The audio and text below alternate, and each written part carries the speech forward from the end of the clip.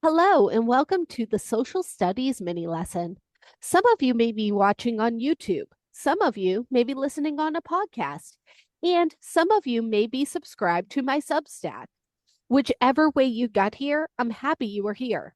3 quick housekeeping items we will go over each time. Number 1, be prepared. If you are listening on the podcast, grab a notebook so you can take notes. If you are watching the stream, you can take notes or even screenshots. Number 2, pay attention. These mini lessons are meant to be just that, mini. They are not long and drawn out, so put the other devices away and pay attention to the lesson we are about to go over. If you are a paid subscriber to the Substack, you can ask any questions about today's lesson in the chat and submit your review answers in there as well. Number 3, this is quite possibly the most important message. You are the captain of your own learning.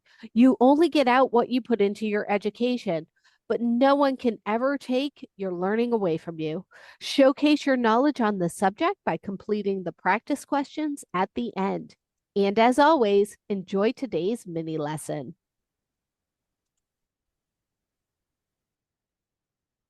Today's lesson is about apartheid in South Africa. Our social studies mini lesson objectives for today. We are going to define apartheid, talk about the history of apartheid, discuss British control of South Africa, and Nelson Mandela. I have 3 questions up on the screen today that we're going to answer.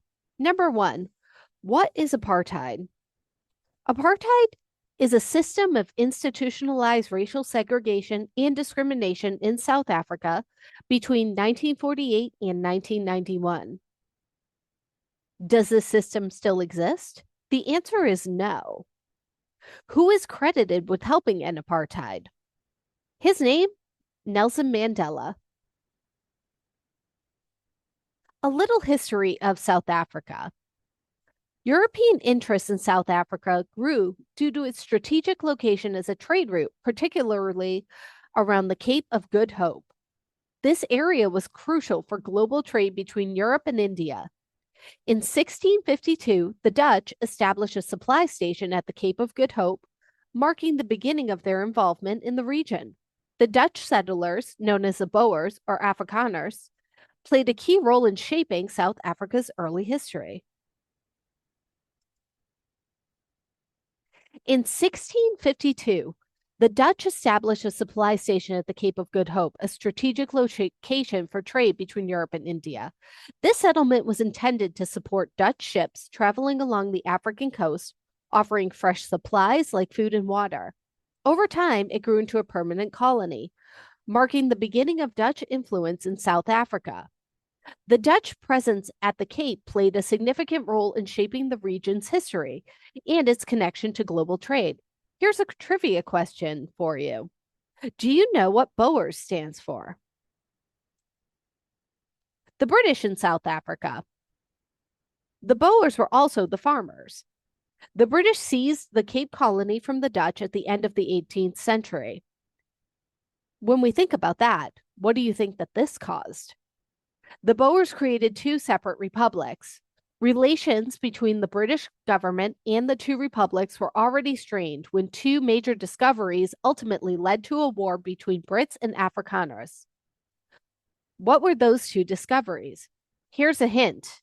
Many of these precious stones still come from this area. If you guessed diamonds and gold, you are correct. Diamonds were found at Kimberley in 1867 near the confluence of the Orange and Vaal rivers, and large gold deposits were detected in the Transvaal 19 years later. People flooded the areas to work and or seek their fortunes. British control of South Africa.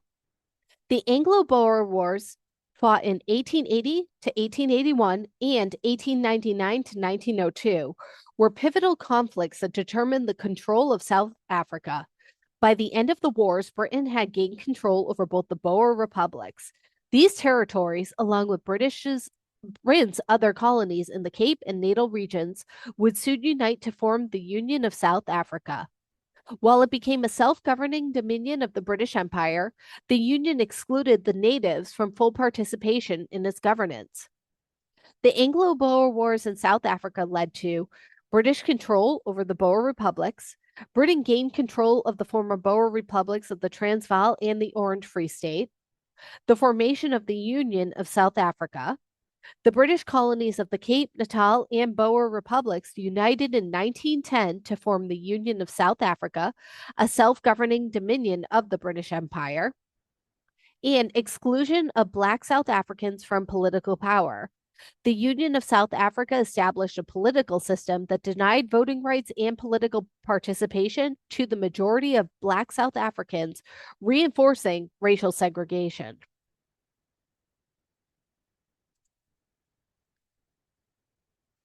The system of racial segregation, or apartheid, was a policy of institutionalized racial segregation and discrimination in South Africa, enforcing the separation of different racial groups in all areas of public life, including housing, education, and healthcare. There was political and social oppression. Under apartheid, non white South Africans were denied basic political rights, including the right to vote, and were subjected to laws that restricted their movements, employment, and social interactions. It was legally enforced by the government. Apartheid laws were enacted by the National Party government, which ruled from 1948 to 1994 and were strictly enforced by the state, resulting in widespread human rights abuses and inequality. The homelands. During apartheid in South Africa, the Black majority was forcibly relocated to homelands areas that resembled Indian reservations in the United States.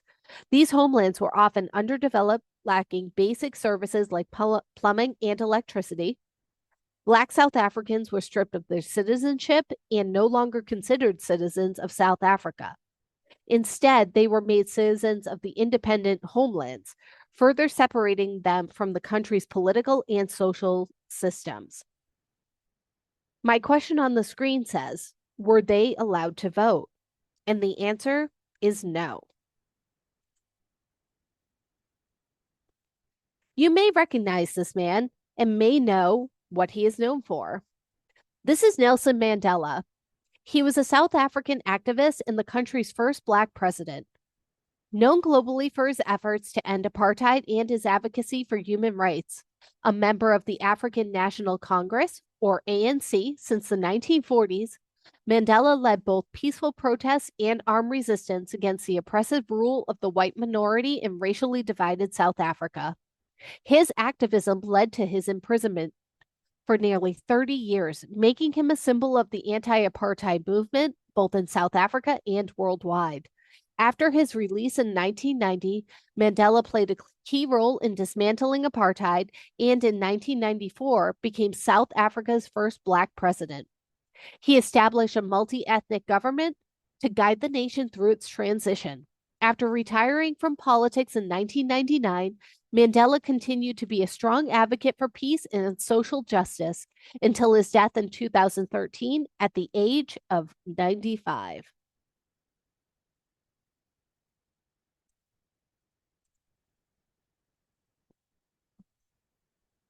A reminder, paid subscribers can submit the answers to the practice work and their questions into the chat in Substack. Here are our 3 questions for today. Number 1, what is a similar comparison for the homelands here in the United States? Number 2, were Blacks in South Africa allowed to vote during apartheid? Number 3, when did apartheid end? Please be sure to submit your practice work into the chat, and I hope to see you all again next week. Have a great one.